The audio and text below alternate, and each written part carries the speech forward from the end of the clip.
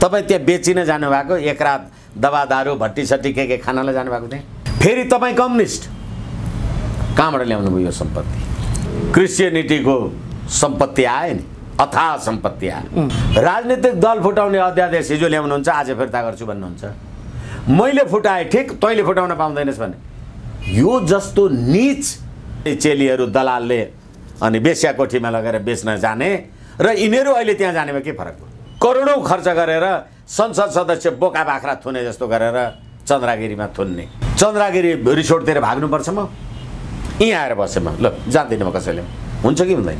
कस्ता कस्ता प्रवृत्तिहरू पठाएछन् संसारले देखाएको छैन, नेपाली जनताले देखाएको छैन। मलाई लाग्छ कुलमानजीको विरुद्धमा कुनै निर्णय सम्भवतः गर्दैन। विविध घटनाक्रम र सन्दर्भहरूमाथि केन्द्रित रहेर कुराकानी गर्नका निम्ति राजनीतिक विश्लेषक एवं वरिष्ठ अधिवक्ता विष्णु भट्टराई हामीसँग हुनुहुन्छ।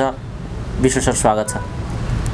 हजुर, धन्यवाद। पछिल्लो समय भारतीय जनता पार्टीका विदेश विभाग प्रमुख चौथाइवाले नेपाल आउनुभएको छ र उहाँले ओलीजीसँग, प्रचण्डजीसँग, महन्त ठाकुरजीसँग र अहिलेका प्रधानमन्त्री शेरबहादुरजीसँग भेटघाट गरिसक्नुभयो। उहाँ किन आउनुभयो, अहिलेको सन्दर्भ के हो र उहाँ यी नेताहरूलाई भेटेर के भन्दै हुनुहुन्छ, के कुराकानी भइराखेको छ भन्ने कुराको सूचना नेपाली जनताले पाउन सकेका छैनन्। उहाँहरू पनि भन्नुहुन्न। आउनुभएको छ, वार्ता चलिरहेको छ, भेट भएको छ, कुरा के हुँदैछ भन्ने कुरा चाहिँ जनतालाई आएको छैन। सूचनाको हकको सही कार्यान्वयन पनि भइराखेको छैन। उहाँ के भन्दै हुनुहुन्छ, यो भ्रमण केका लागि हो, यहाँ के खिचडी पाक्दैछ, तपाईँले बुझेअनुसार बताइदिनुहोस् त। धन्यवाद। पहिलो कुरा त हाम्रो देशमा अथवा यो अहिलेको राज्य प्रणालीको निर्णायकत्व नै विदेशी भूमिबाट भएको हो। 12 बुँदे समझदारीदेखि अहिलेसम्म हिजो यिनै प्रचण्ड लगायतका तत्कालीन 5 भूतपूर्व प्रधानमन्त्रीहरू भारतको कम्फर्टेबल सरकार भन्थे अनि यो देशको सर्वोच्च अदालतको परमादेशद्वारा, जनादेश पनि होइन, मतादेश पनि होइन, नेपाली जनताको अभिमत पनि होइन, यो अवस्थामा अहिले परमादेशद्वारा सरकारको स्थापना भएपछि विजय चौथाइवाले अहिले आउनुको कुरा आफ्नो ठाउँमा छँदैछ। तर यो परमादेशको सरकार भएपछि 2500 सुरक्षाकर्मीहरू सर्वोच्च अदालतका न्यायाधीश लगायतका पुष्पकमल दाहाल लगायतका व्यक्तित्वहरूलाई चाहिँ सुरक्षाकर्मीहरू थपियो र हिजो 2078 जेठ 28 गते तत्कालीन प्रधानमन्त्री केपी शर्मा ओलीलाई विदेशी शक्तिको बल र दबावमा त्यस्तै कुरा लक्षित गरेर सञ्चालित भनेर जे भनिएको थियो र यिनै विजय चौथाइवाला नै हुन्। केपी शर्मा ओलीले वैशाख 27 गते विश्वासको मत लिँदा पुष्पकमल दाहालजीहरूको पक्षमा गतिविधि जाने हो भनेदेखि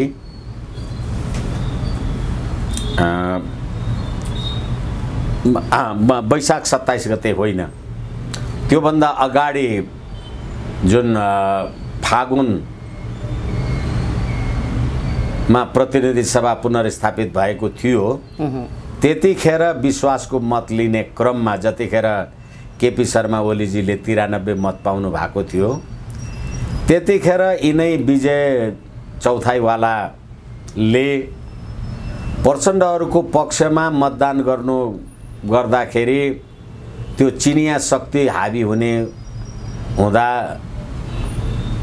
तत्कालीन सरकारको पक्षमा मतदान गर्नका लागि आफ्नो ट्विट मार्फत जे लेख्नु भएको थियो, जे भन्नु भएको थियो सुब्रमण्यम स्वामीजीहरूले पनि तर त्यो भनेको 3 महिना 4 महिना पछाडि फेरि प्रधानमन्त्रीले तत्कालीन प्रधानमन्त्रीले प्रतिनिधि सभा विघटन गर्नुभयो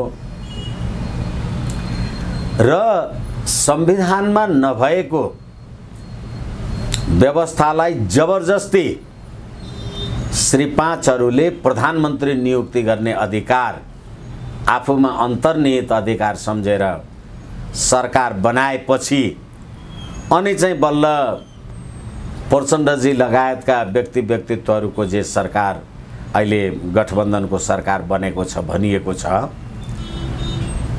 र त्यो सरकार बन्ने बित्तिकै एमसीसी वाला कुरा हामीले धेरै वाद प्रतिवाद गरिसकेका छौँ, बीआरआई वाला कुराहरू पनि वाद प्रतिवाद गरिसकेका छौँ र एमसीसीसँग सम्बद्ध विषय भारतको गोरखपुरसम्म पुग्ने विद्युत मार्गको कुरा यसमा सन्निहित छ। त्यसकारणले गर्दाखेरि अहिले विजय चौथाईवाला पार्टीको विदेश विभागको परराष्ट्र प्रवक्ताको हैसियतले नेपाल आउनुभएको अनुमान गर्न सकिन्छ। र अर्को कुरा, नेपाली जनताका लागि हामीले यो संविधान बनाएका छौँ, लोकतन्त्रको संविधान बनाएका छौँ भन्ने यी राजनीतिक दलहरू र नेपालको कूटनीतिक आचार संहिता 2068 को दफा 4 जहाँसम्म मलाई लाग्छ त्यो कूटनीतिक आचार संहिताले कुनै पनि विदेशी व्यक्तित्वसँग तपाईले जुनसुकै प्रकारको वार्ता गर्दा त्यहाँ परराष्ट्र मन्त्रालयको अधिकारी उपस्थित हुनुपर्छ र त्यो वार्ताको त्यो कुराकानीको विस्तृत जानकारी सार्वजनिक हुनुपर्छ अथवा थाहा जानकारी हुनुपर्छ भन्ने चाहिँ व्यवस्था छ। अहिले विजय चौथाईवाले सरकारी हैसियतमा सत्ताधारी दलको विदेश विभाग प्रमुख त होलान्, तर ती भारतको सरकारको प्रवक्ता पनि होइनन्, विदेश विभागका प्रमुख पनि होइनन्, परराष्ट्र मन्त्री पनि होइनन् अथवा सरकारी भारतीय सरकारी हैसियतको व्यक्तित्व होइनन्। तर अहिले हिजो केपी शर्मा ओलीले सामन्त गोयलसँग कुरा गर्दा मध्यरातमा कुरा गर्दाखेरि नरेन्द्र मोदीजीहरूले केपी शर्मा ओलीलाई जे ठान्नु भएको थियो होला, आज प्रकारान्तरले बालुवाटारमा चरित्र र पात्र बदलिएको छ र उहाँहरूले पनि पात्र बदलाएर पठाउनु भएको हो। यसकारणले गर्दाखेरि पछिल्लो पटक परमादेशको आधारमा सरकार बनिसकेपछि नेपालमा आफूलाई साम्यवादी हो भन्ने राजनीतिक दलहरू वास्तवमा जसलाई हेर्दाखेरि सर्वहाराको अधिनायकवादको सिद्धान्तका पृष्ठपोषक होइनन् कि सर्वहाराको अधिनायकवादको आवरणमा मुलुक ब्रह्मलुट गर्ने शक्तिहरू, भ्रष्टाचार लगायतका चरम कुराहरू र भ्रष्टाचारका प्रतिमूर्तिहरू अहिले अब पुष्पकमल दाहालजीकै क्यान्टोनमेन्टको घटनाको कुरालाई हेर्नुस्, माधव नेपालजीकै ललिता निवासको कुरालाई हेर्नुस्, शेरबहादुर देउवाजीकै बुढी गण्डकीको बाबुराम माधव नेपाल केपी ओलीको बुढी गण्डकीको 9 अर्बको भ्रष्टाचारको कुरालाई हेर्नुस्। त्यसकारणले गर्दाखेरि यी सत्ता र सम्पत्तिको स्वार्थमा निर्लिप्त भएकाहरूलाई अहिले विजय चौथाईवालाले फेरि पनि आफ्नो इच्छा र आकांक्षा अनुसार र नेपालले लिपुलेक, लिम्पियाधुरा र कालापानीको नक्सा सार्वजनिक गरेपछि र त्यसलाई पाठ्यपुस्तकमा चाहिँ सार्वजनिक नगर्ने, अध्ययनको विषय चाहिँ नबनाउने, तर लिपुलेक, लिम्पियाधुरा र कालापानी नेपालको भूभाग हो भन्ने कुरा चाहिँ भन्ने काम कारबाहीले गर्दाखेरि हुन सक्छ त्यो विषयलाई भारतले आफ्नो इच्छा अनुकूल प्रयोग गर्नका लागि अहिले बिना प्रसंग, बिना सार्वजनिक प्रसंग यी गतिविधिहरू भारतको तर्फबाट भइराखेका छन् र हिजो भारतकै इशारामा केपी शर्मालाई गाली निन्दा गर्ने व्यक्तित्वहरू अहिले फेरि भारतकै इशारामा आफ्नो काम कारबाही गर्दै गरेको कुरा देखिन्छ।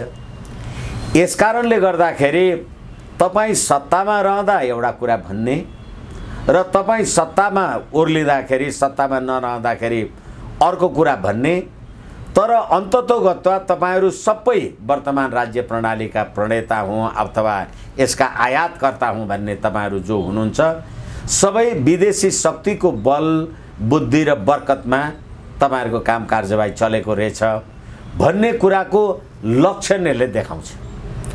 अहिले नेपाल सार्कको सदस्य राष्ट्र छ र अफगानिस्तानमा जुन प्रकारको अहिले तालिबानहरूले सत्ता कब्जा गरेका छन्, विद्रोहीहरूले सत्ता कब्जा गरेका छन् र यो क्षेत्रकै शान्ति समुन्नतिको बारेमा प्रश्न उठिराखेको छ अथवा त्यहाँ बसेका नेपालीहरूको स्वदेश आगमनको प्रश्न त्यत्तिकै पेचुलो बनेर बसेको छ, तर यस बारेमा नेपाल सरकारको एक शब्द पनि कुनै आवाज छैन। तर के हो भनेदेखि भारतको सत्ताधारी दलका विदेश विभाग प्रमुख अहिले नेपालमा आएर नेपालको राजनीतिक दल फुटाउने व्यक्तित्वहरूलाई बधाई र शुभकामना दिँदै हिँडेको अवस्थाले गर्दाखेरि यो शक्तिले हिजो जुन जेठ 28 गते भारतको विरुद्ध लक्षित गरेर वक्तव्य जे निकालेको थियो, अहिले होइन बाबा भन्ने कुराको कालनामा पनि हो कि भन्ने कुरा पनि अनुमान गर्न सकिन्छ। तर प्रष्ट रूपबाट जब चाहिँ यही उद्देश्यका लागि हामी आएका हौं भनेर न त आफूलाई संसारको प्रजातन्त्रको जननी ठान्ने भारतको सत्ताधारी दल अथवा त्यहाँको सरकारले भनेको छ, न नेपाल सरकारले उसको भ्रमणको औचित्य पुष्टि गरेको छ। यसैले गर्दाखेरि यिनै सब परिदृश्यमा यो विजय चौथाइवालाको भ्रमण भएको हुन सक्छ। विष्णु सर, यो पाटो पनि अहिले चासोको विषय छ, किन हो त यस्तो भन्ने कुरा र अहिले त्यही सँगसँगै यो जुन टुटफुट विभाजन गराइएको छ, यो दलहरूमा ल्याइएको छ, यो स्थिरताको चाहना, नेपाली जनताको स्थिरता र विकासको चाहनामाथि यसरी तरवार चलाउने काम जसरी यी राजनीतिक दलहरूले, विशेषतः संसदको ठुलो दल नेकपा एमाले पार्टी नै विभाजन गरेर अभ्यास सुरु गरिएको छ, यही बीचमा एउटा अर्को अनौठो किसिमको समाचार सार्वजनिक भएको छ। यो माधव कुमार नेपाल र महन्त ठाकुरको दलको आधिकारिकता पाउने बित्तिकै अध्यादेशलाई निष्क्रिय गर्ने भन्ने खालको कुरा सरकारले गरिराखेको छ अहिले भन्ने अहिले चर्चामा आएको छ। यो कस्तो खालको चर्चा हो? यो के गर्न खोजेको, यो के भन्न खोजेको, के सन्देश दिन खोजेको? यस्तो विषयले कस्तो सन्देश जान्छ बताइदिनुहोस् त। कानुन संविधान त यस्तो कस्तो सन्देश जाने कुरा हो? यो पहिलो कुरा त तपाईले राख्नु भएको जिज्ञासामा नेपालको स्थिरता, शान्ति, सुरक्षाको लागि नेपालमा आन्दोलन भएको थियो, नेपालमा शान्ति भएन, नेपालमा सुरक्षा भएन, नेपाली जनताको सुख सुविधा भएन भनेर 62-63 मा आन्दोलन भएको थियो। तपाईले भन्नुहुन्छ होइन शान्ति, सुरक्षा अथवा अस्थिरता पो आदि इत्यादि पैदा हुने हो। यो अस्थिरताको कारक को 62-63 को आन्दोलनको नाउँमा यिनै अहिलेका गणतन्त्रवादी यो संविधानका पक्षधर राजनीतिक शक्तिहरू हुन्। तर फेरि पनि म तपाईलाई निवेदन गर्न गइराखेको छु, नेपालमा शान्ति चाहियो, सुव्यवस्था चाहियो, सुरक्षा चाहियो, समुन्नति चाहियो भनेर आन्दोलन भयो। तपाईले संघीय लोकतान्त्रिक धर्मनिरपेक्ष गणतन्त्र भन्नुभयो। कुन नेपाली जनताले 62-63 को आन्दोलनमा गणतन्त्रको पक्षमा नारा लगाएका थिए? माओवादीका केही अपवाद बाहेक। अनि यो देश धर्मनिरपेक्ष हुनुपर्छ भनेर कसले आन्दोलन गरेको थियो? यो देश बहुल राष्ट्रिय राज्यको रूपमा टुक्रा टुक्रा बनाउनुपर्छ भनेर नेपाली जनताले कसले आन्दोलन गरेको थियो? यसकारणले गर्दा शान्ति र सुस्थिरता भन्नुहुन्छ, यो राज्य प्रणालीको पक्षमा नेपाली जनताको अभिमतै छैन। यसकारणले गर्दाखेरि संविधान सभाको निर्वाचनमा पनि तपाईले यो प्रश्न उठाउनु भएन र नेपाली जनताले यसमा मत हालेनन्। तपाईले 2072 साउन 3 र 4 गते देशभरि जुन जनताको अभिमत लिने जे काम कारबाही गर्नुभयो, त्यो नेपाली जनताको अभिमत संवैधानिक राज संस्था हिन्दू राष्ट्र अखण्ड नेपालको पक्षमा भएको मतलाई तपाईले जनताको अभिमतलाई सार्वजनिकै नगरिकन फास्ट ट्र्याकबाट संघीय लोकतान्त्रिक गणतन्त्रको संविधान ल्याउनुभयो भनेपछि अब यो नेपाली जनताको संविधान पनि होइन र यहाँ शान्ति र स्थिरताको प्रश्न पनि छैन। एक अर्को कुरा, अहिले तपाईले राजनीतिक दल विभाजनको कुरा गर्दाखेरि मैले पहिले पनि भनिसकेँ, यो परमादेशको सरकार हो, यो नेपाली जनताको सरकार होइन। यसै कारणले गर्दाखेरि हिजो यिनै परमादेशकारीहरूले अब कति तिक्तताका साथ यो कुरालाई राख्ने, दल त्याग गरे, फ्लोर क्रस गर्दाखेरि दल त्याग गरेको नमानिने, व्हिप नलाग्ने भन्ने यिनै श्री 5हरू होइन? त्यही श्री 5ले बनाइदिएको सरकार होइन? अनि आज तपाईले फ्लोर क्रस गर्दाखेरि चाहिँ दल त्याग ऐन नलाग्ने, मैले फ्लोर क्रस गर्दाखेरि चाहिँ दल त्याग लाग्ने, र जुन परमादेशले सरकार बनाएर अहिले अध्यादेश ल्याउनु भयो, त्यो अध्यादेश ल्याइसकेर अब तपाईको सरकार बनेपछि अनि तपाईले एउटा भुरे टाकुरे पार्टी बनाएपछि त्यो स्वतन्त्रता आज तपाईलाई हुने, त्यो स्वतन्त्रता भोलि अर्को पार्टीको मान्छेलाई नहुने भनेर ल्याएपछि यो कतिको लोकतान्त्रिक हो कि कतिको निरङ्कुश राज्य व्यवस्था रहेछ त्यो त देखियो। यसकारणले यो निरङ्कुशताको पक्षमा नेपाली जनता छैनन्। यो निरङ्कुशतालाई नेपाली जनताले साथ संगत सहयोग बल मद्दत दिँदैनन्। अहिले तपाईँ अब चाहे अध्यादेश फिर्ता लिनुस्, चाहे तपाईँ अध्यादेश फिर्ता नलिनुस्, तपाईले अध्यादेश फिर्ता लिनुभयो भने पनि नेकपा एमाले र मधेसवादी दललाई टुक्र्याउनका लागि जे कुकर्म गर्नुभयो त्यो नेपाली जनतामा जगजाहेर हुन्छ। अनि तपाईले अध्यादेश फिर्ता लिनु भएन भने पनि वास्तवमा नेपालमा यो सबै गतिविधिले हेर्दा त निर्दलीय शासन व्यवस्था राज संस्थाको नेतृत्वमा 30 वर्ष चल्यो। बहुदलीय प्रणाली त तपाईले 5 वर्ष 7 वर्ष 10 वर्ष पनि टिकाउन सक्नु भएन भने नेपाली जनताको चाहना इच्छा आकांक्षा के रहेछ? अहिले कुन चाहिँ नेपाली जनताको सर्वोपरि हित र कल्याणका लागि परमादेशले बनाएको सरकारले एउटा काम गरेको के?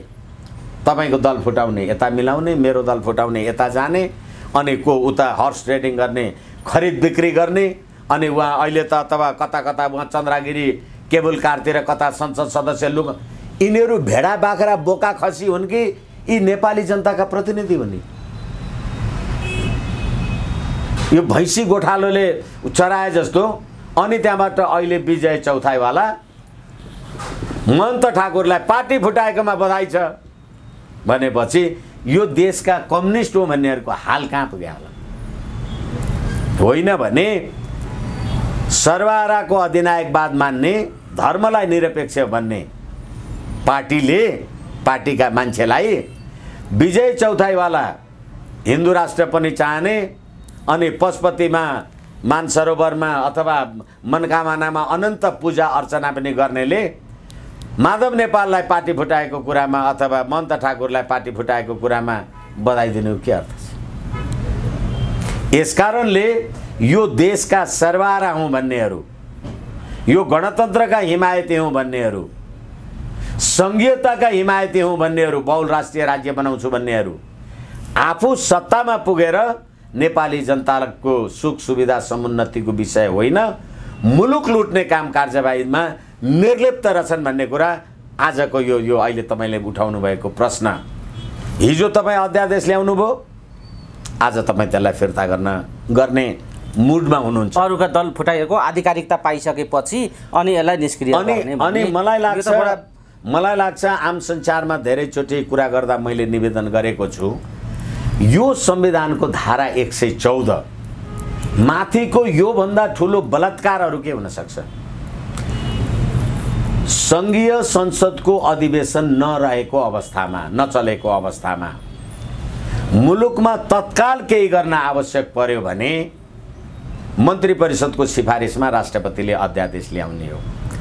अहिले दल फुटाउन, दल जोडाउनका लागि तत्काल केही गर्नुपर्ने आवश्यक थियो। त्यो नगर्दा के भएको थियो? हिजो पनि हामीले कुरा गरिसकेका छौँ, मुलुकको शान्ति, सुरक्षा, समुन्नति आदि इत्यादि होइन, उहाँ विजय चौथाई आबुवाला आएर बधाई दिनु पर्थ्यो, त्यसैले दल फुटाउनु। किनभने तपाईँको यो राज्य प्रणालीका माइबाप यो देश बाहिर बस्छन्, तपाईँका मालिकहरू बाहिर बस्छन्। भारतको सामन्त गोयल एउटा खुफिया विभागको प्रमुख तपाईँको प्रधानमन्त्रीको हैसियतमा मध्यरातमा हाराहारीमा कुरा गर्छन्। अनि अहिले एउटा पार्टीको परराष्ट्र विभागको प्रमुखलाई जुन प्रकारले तपाईँहरूले जस्तो व्यवहार गर्नुभएको छ, ठिक छ, बाहिरबाट आएको अतिथिहरूलाई मान सम्मान आदर गर्नु हाम्रो हिन्दू सभ्यता, संस्कृति, मूल्य, मान्यता, परम्परा अन्तर्गतकै कुरा हो। तर अहिले त्यसको औचित्य र आवश्यकता तपाईँले नेपाली जनतालाई भन्नु पर्दैन। अनि दल फुटाउने, दल जोड्ने, दल फुटाकालाई बधाई दिन आएको रहेछ। हेर्नुहोस् त यो परमादेशको फैसला कहाँबाट भएको रहेछ। यसकारणले गर्दाखेरि यो जुन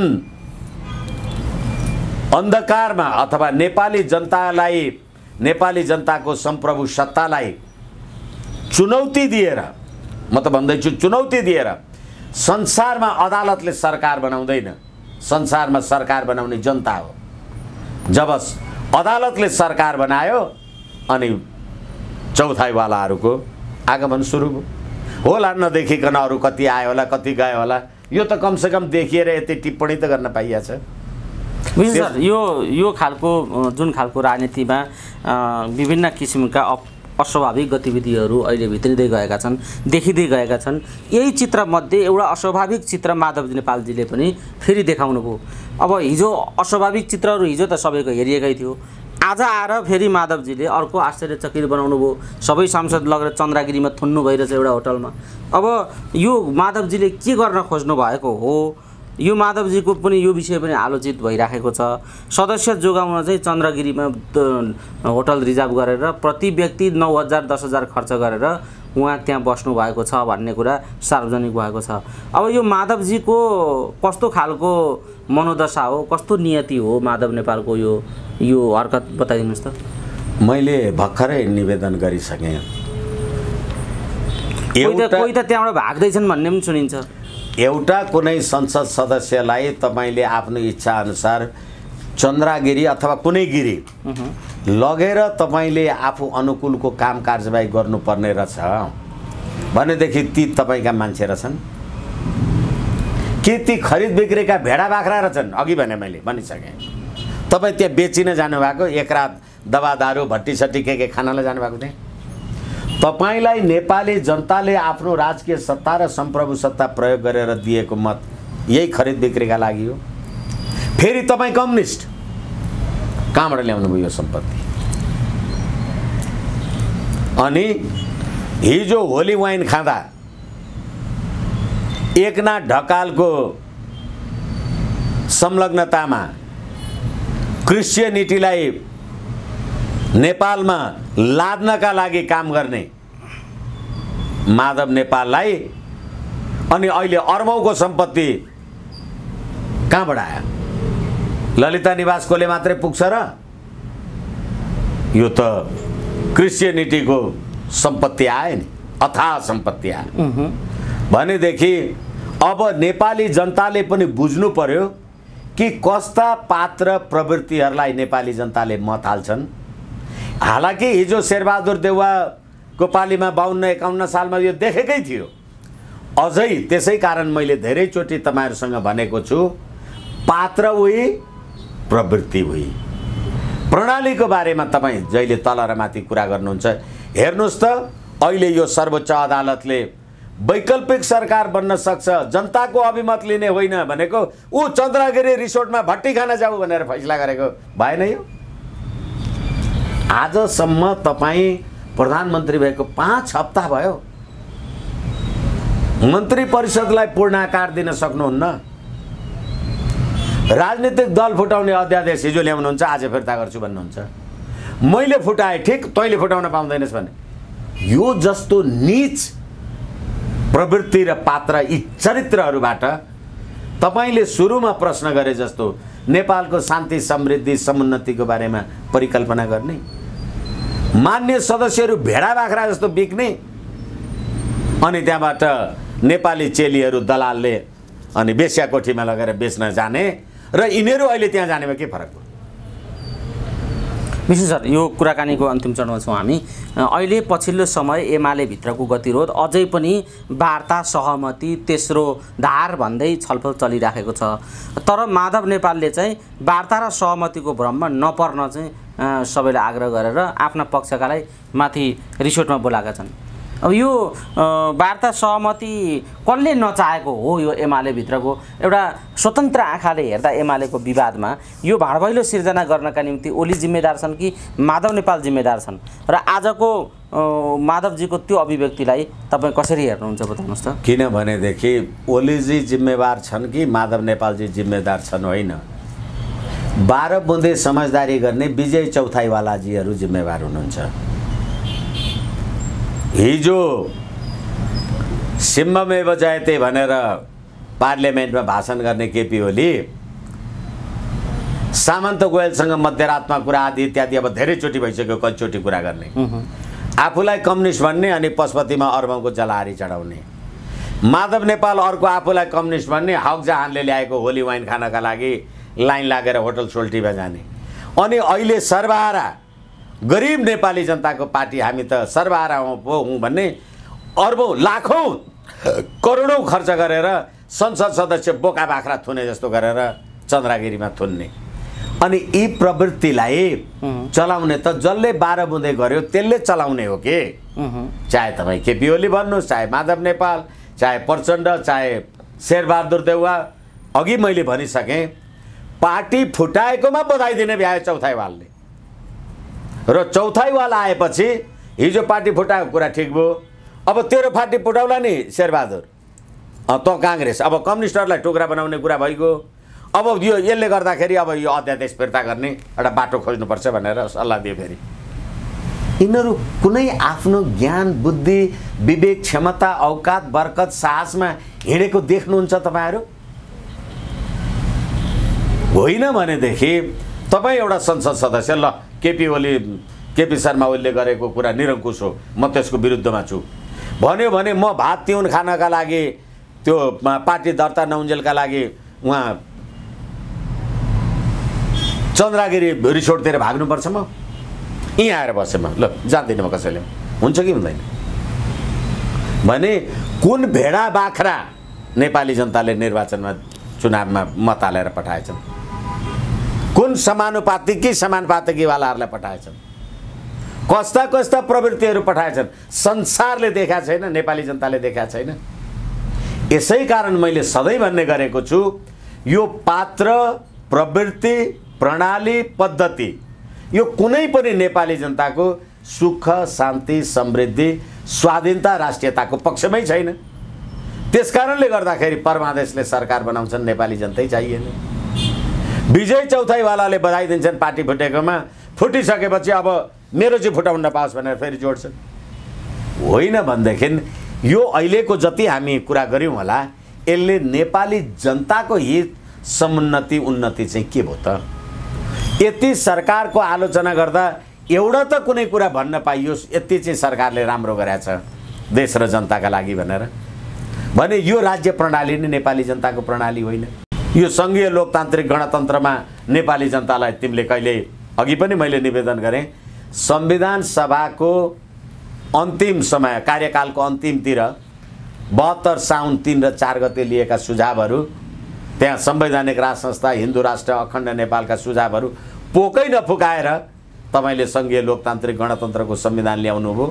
अनि त्यही गणतन्त्रमा भोट हाल्ने नेपाली जनताले अनि यही माधव नेपाल र ऊ चन्द्रगिरी रिसोर्ट, विजय चौथाईवाला र शेरबहादुरवाला जस्ता मान्छे नभएर के पाउँछन् त नि?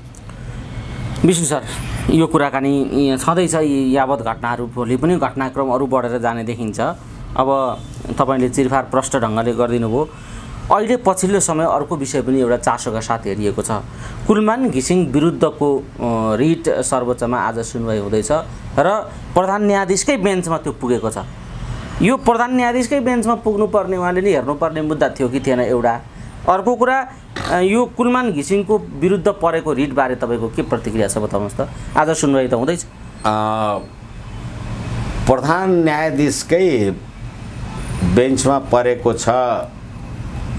परेको छ भनेपछि अब यसलाई नियत बस पारिएको छ भनेर नभनौँ, नियत बस पारिएको होला। तर अब परेको छ भनेपछि मैले आम सञ्चारमा कुरा राख्दा भनेको छु, एमसीसीलाई कार्यरूप दिनका लागि अहिले नेपाली जनताको बल र बीआरआईसँग सोझै टकराव लिन नसक्ने यो सरकारको क्षमता ताकत नपुगेको कारणले तपाईले सरकारको साझा नीतिमा, साझा कार्यक्रममा एमसीसी राख्नु भएन। तर एमसीसी कार्यान्वयन गर्नका लागि कुलमान घिसिङजीलाई तपाईले अहिले लिएर आउनु भएको हो। यसैले गर्दा अब परमादेशद्वारा स्थापित भएको सरकारले मलाई लाग्छ कुलमानजीको विरुद्धमा कुनै निर्णय सम्भवतः गर्दैन। जाँदै के भन्न चाहनुहुन्छ? यो जे परिघटनामाथि केन्द्रित रहेर हामीले छलफल गऱ्यौँ, यस्तो बेला मुलुकको सुरक्षा चुनौती एकदमै पेचिलो ढङ्गले बढ्दै गएको भन्ने खालको निष्कर्ष कतिपय मानिसहरू, सुरक्षाविदहरूले भन्न थालेका छन् भने अर्कातिर यस्तो बेला नागरिकहरूले कस्तो खालको धारणा बनाउनुपर्छ र मुलुकको सुरक्षाको जिम्मा बोकेको नेपाली सेनाले कस्तो भूमिका खेल्नुपर्छ, यो बताइदिनुहोस् त। जाँदै आम दर्शक श्रोताहरूलाई सुरक्षा चुनौती त बढो भन्ने चर्चा आइराखेको छ अहिले। अब मैले आम सञ्चारमा कुरा राख्दा भनेको छु, जुन देशको सेना आफ्नो सैन्य दिवस महाशिवरात्रिको दिन मनाउँछ, त्यो देशको शासन प्रणाली धर्मनिरपेक्ष संविधान अन्तर्गत हुन्छ र त्यही धर्मनिरपेक्ष अन्तर्गतका शासकहरूलाई सलाम गरेर बस्छ भने नेपाली सेनाले यो विविधता अथवा यो असमञ्जसलाई हृदयङ्गम गर्नुपर्छ। अफगानिस्तानको कुरालाई लिएर हेर्दाखेरि अस्ति काबुलमा अथवा अफगानिस्तानमा 3 लाख अफगानी सेना थिए। 87,400 विद्रोहीहरूले 3 लाख अफगानी सेना भएको काबुल अथवा त्यो अफगानिस्तानलाई सजिलै कब्जामा लिए। किनभने अफगानी सेना अशरफ घानीको ताबेदारी गर्ने र अमेरिकी सेना अन्तर्गत त्यो देशको राष्ट्र, राष्ट्रियता, राष्ट्रिय एकता, स्वाधीनता, सम्प्रभुता अथवा तिनीहरूको इस्लाम धर्मको मूल्य मान्यता त्यो सम्पूर्णलाई छोडेर अमेरिकी सेनाको पछि लागिसकेपछि अफगान जनताको अफगानी सेनालाई समर्थन थिएन। त्यसकारण सेना जनताको बलमा टिक्नुपर्छ। अहिले नेपाली जनताले सङ्घीय लोकतान्त्रिक धर्मनिरपेक्ष गणतन्त्र नेपाल नेपाली जनताको अभिमतै होइन। यसकारणले गर्दाखेरि यही सेना होइन, लकीरको फकीर भन्ने रक्षा मन्त्रीलाई सलाम गर्छ सेनाले। अफगानिस्तानको कुरा म तपाईलाई दोहोर्याएर निवेदन गर्दैछु, अशरफ घानीले सेना सम्बन्धी सम्झौता सेनाको अनुपस्थितिमा अमेरिकामा आफै गरिदियो, अफगान सेनाको जानकारी बिना। भने त्यो सेना अब अफगानिस्तानको सेना हुन्छ कि त्यो अफगानी राष्ट्रपतिको हुन्छ। अनि फेरि अब अफगानिस्तानको कुरालाई लिएर हेर्दाखेरि अमेरिकी सेनाले टिकाइदिएको सत्ता र सरकारको अशरफ घानी त भागेर बलुचिस्तान कि कता कहाँ के पुग्यो, कता जान पायो कता जान पाएन, पैसा बोकेर गयो भने। नेपालमा त राज संस्था तपाईँले अन्त्य गरे भने राज संस्था बसिरहेछ नि, भाग्नु परेको छैन नि। यसैले सेनाले नेपाली जनताको राष्ट्रिय भावनालाई प्रतिनिधित्व गर्न सक्नुपर्छ, होइन भने अफगानिस्तान हुन्छ। हामीले हेर्यौं मुकुन्द नरवणे नेपाली सेनाको पनि मानार्थ प्रधान सेनापति, हाम्रो सेनापति पनि भारतको मानार्थ सेनापति। तर भारतबाट अनन्त पटक हाम्रो सीमा मिचिने लगायतका काम कारबाही गर्दाखेरि अस्ति त्यो तुइन छोडाएर हाम्रो जयसिंह भन्ने एकजना युवा भाइलाई मार्दाखेरि र हाम्रा नेपाली युवाले भारत पाकिस्तानको सिमानामा युद्ध लडेर भारतको सम्प्रभुता बचाइराख्ने नेपाली युवाहरूलाई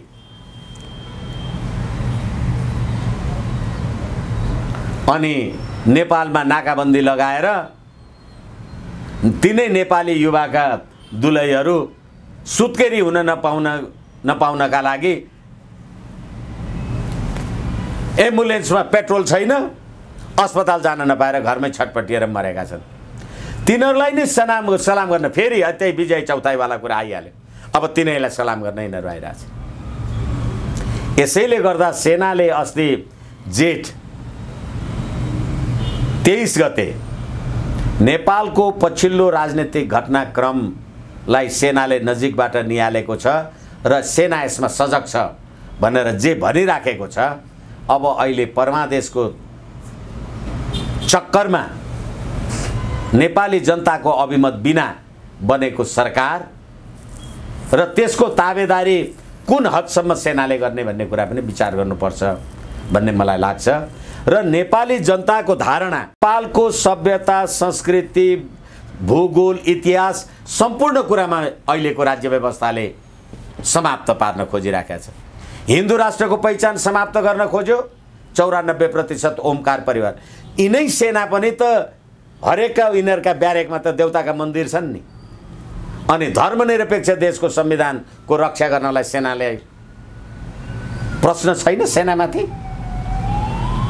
त्यसले नेपाली जनताको, नेपालको संस्कार सभ्यतालाई आत्मसात त गरेछ कि अशरफ घानी जस्तो अमेरिकाको संस्कृतिलाई आत्मसात गरेछ? किनभने अहिले अफगानिस्तानमा होइन अब यो त परम्परागत कुनै के आदि इत्यादि गर्नु पर्ला भने हिजो अमेरिकी सेनाले त लिभिङ मदर र भर्जिन मदर र लिभिङ टुगेदर सिकाएर गएको छ।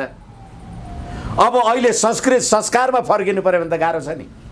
यसैले गर्दाखेरि सेनाले राष्ट्रिय राज्य व्यवस्थाको अपनत्वको आधार प्रस्तुत गर्नुपर्छ। यसै कारणले गर्दाखेरि मलाई लाग्छ अहिले अफगानिस्तानबाट रुस र चीन चाहिँ त्यहाँको राजदूतावास बन्द पनि गर्नु परेन, काम कार्यवाही पनि निरन्तर गरिराखेका छन्। तर अरू सबै देशको राजदूतावासहरू चाहिँ किन खाली? किनभनेदेखि मलाई लाग्छ यो अहिलेको अफगानिस्तानको परिवर्तनमा त्यहाँको सभ्यता, संस्कृति, संस्कारलाई दुरुस्त राख्न अमेरिकी शक्तिको बराबरमा तालिबान लडाकुहरूलाई साथसङ्गत गरेको कारणले पनि होस्, होइन भनेदेखि सन्दर्भमा हामी जहाँसम्म कुरा गरिराखेका छौँ यो देशको धर्म, संस्कृति, सभ्यता, त्यही गुठीवाला कुरा पनि हामीले हेरिसक्यौँ। यी सम्पूर्ण कुरामा यदि सेनाले नेपाली जनताको अपनत्व महसुस नगर्ने हो भने अफगानिस्तान जस्तो अहिले म हेर्दै थिएँ आम सञ्चारमा अफगानका हिजो अब अमेरिकी सेनाको अन्तर्गत रहेका अफगानीहरू के भन्न लागेका छन् भने होइन अमेरिकी सेना त फिर्ता हुनै हुँदैन, अब यो तालिबानहरूले त हामीलाई मार्छ। भोलि नेपालमा त्यो अवस्था नआओस् त्यसैले सेना नेपाली जनताको राष्ट्र, राष्ट्रियता, राष्ट्रिय एकता, स्वाधीनता, धर्म, संस्कृति, सभ्यता र पृथ्वीनारायण शाहको त्यो विरासतलाई थाम्ने र विक्रम सम्वत 1825 देखि स्वतन्त्र र स्वाधीन संप्रभु सम्पन्न भएको नेपाललाई 62-63 को आन्दोलन पछाडि आएको राष्ट्रिय गानले सार्वभौम भई फैलिएका मेची महाकाली भन्ने कुराबाट सेनाले पनि ज्ञान लिनु पर्यो। नेपाली जनता 2062-63 पछि मात्रै सार्वभौम भए? यो संविधान आएपछि मात्रै भए कि आजभन्दा 250 वर्ष अगाडिदेखि नेपाली जनता संप्रभु थिए? त्यस्तो राष्ट्रिय गानलाई सेनाले पनि जिम्मेवारीका साथ ध्यान दिनुपर्छ र नेपाल र नेपाली जनताको राष्ट्रिय सुरक्षा, एकता, अखण्डतालाई निर्वाह गर्नुपर्छ भन्ने लाग्छ मलाई। हस्, समय दिनुभयो, यहाँलाई धेरै धेरै धन्यवाद छ। हस्, धन्यवाद।